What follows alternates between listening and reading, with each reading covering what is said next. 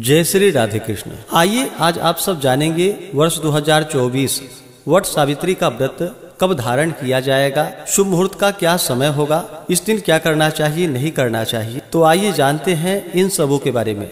आप सभी माताओं बहनों को वट सावित्री व्रत की ढेर सारी शुभकामनाएं।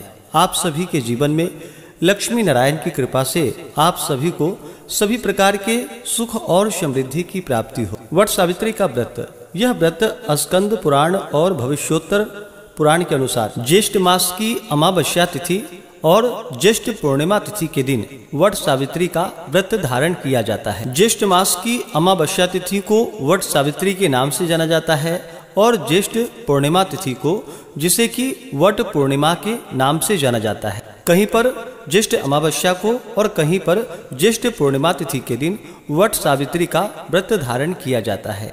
विशेष करके ज्येष्ठ अमावस्या तिथि के दिन यह व्रत, जो कि बहुत से जगहों पर प्रचलित है, संसार की सभी स्त्रियों में ऐसी कोई शायद ही हुई होगी जो सावित्री के समान अपने अखंड पातिव्रत्य और दृढ़ प्रतिज्ञा प्रभाव से यम द्वार पर गए हुए पति को सदेह लौटा लाई हो।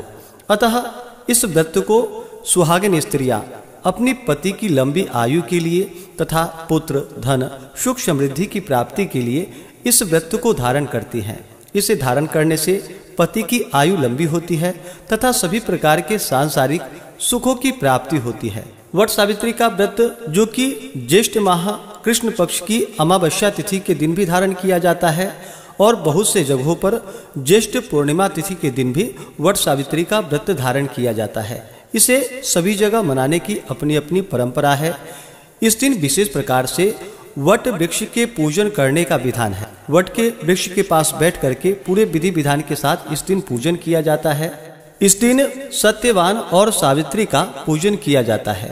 अमावस्या को वट समीप बैठ करके बांस के एक पात्र में सप्त धान्य भरकर उसे 2 वस्त्रों से ढक करके और दूसरे पात्र में स्वर्ण की ब्रह्म सावित्री तथा सत्यवान सावित्री मूर्ति स्थापित करके गंध अक्षत आदि से पूजन करके तत्पश्चात वट के सूत लपेटकर उसका यथाविधि पूजन करके इस दिन वट वृक्ष की, जो कि 7 बार परिक्रमा की जाती है। तो आइए जानते हैं वर्ष 2024 में वट सावित्री का व्रत धारण कब किया जाएगा। वट सावित्री का व्रत, जो कि ज्येष्ठ अमावस्या तिथि प्रारंभ समय 5 जून 2024 दिन बुधवार शाम 7:56 और अमावस्या तिथि की जो समाप्ति है वह 6 जून 2024 दिन गुरुवार शाम 6:08 पे। तो वट सावित्री का जो व्रत धारण किया जाएगा वह 6 जून 2024 दिन गुरुवार को व्रत धारण किया जाएगा। 6 जून को जो सूर्योदय का समय होगा वह समय सुबह 5:07, सूर्यास्त शाम 6:46 होगा।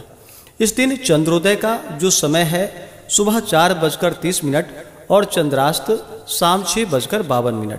राहु काल का जो समय होगा वह समय 6 जून को दोपहर 1:39 से दोपहर 3:21 तक होगा।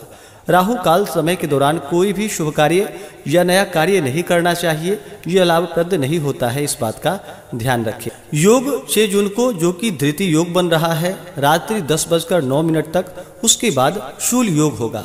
नक्षत्र, जो कि रोहिणी नक्षत्र, रात्रि 8:16 तक, उसके बाद मृगशिरा नक्षत्र। अभिजीत मुहूर्त का समय 6 जून को, जो कि सुबह 11:29 से दोपहर 12:23 तक होगा।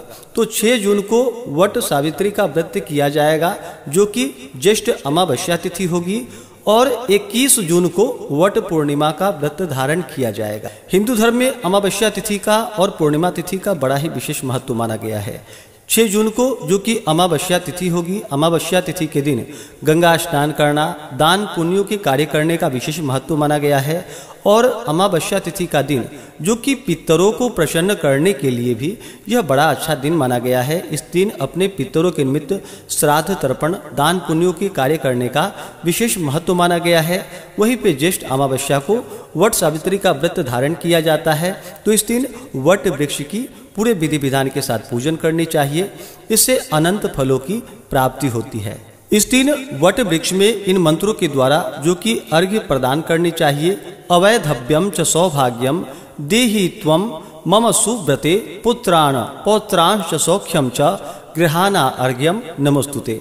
इस प्रकार मंत्रों का उच्चारण करते हुए सावित्री को अर्घ्य देना चाहिए और वट सिंचामि ते मूलम शलिलैर मृतोपमय है यथा शाखा प्रशाखाभिर वृद्धोसी त्वं महीतले तथा पुत्रस्य पौत्रस्य संपन्नम कुरु माम सदा।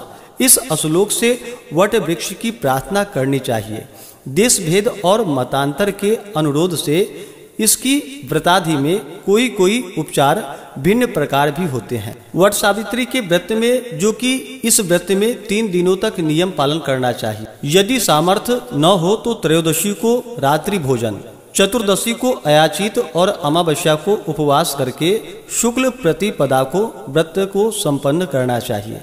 इस प्रकार व्रत को धारण करने से सौभाग्य अटल होता है, दाम्पत्य जीवन खुशहाल होता है, पुत्र पौत्र धन समृद्धि की प्राप्ति होती है। तो आशा करता हूँ कि यह जानकारी आपको अच्छा लगा हो। इसी प्रकार से ज्ञानवर्धक जानकारियाँ प्राप्त करते रहने के लिए, व्रत पूजा के बारे में जानने के लिए, कथा को सुनने के लिए चैनल पे अगर आप पहली बार आए हैं तो चैनल को लाल बटन दबा करके सब्सक्राइब करें, साथ में बेल आइकन घंटी को दबाएं ताकि आने वाली वीडियो का नोटिफिकेशन आपको समय से मिलता रहे।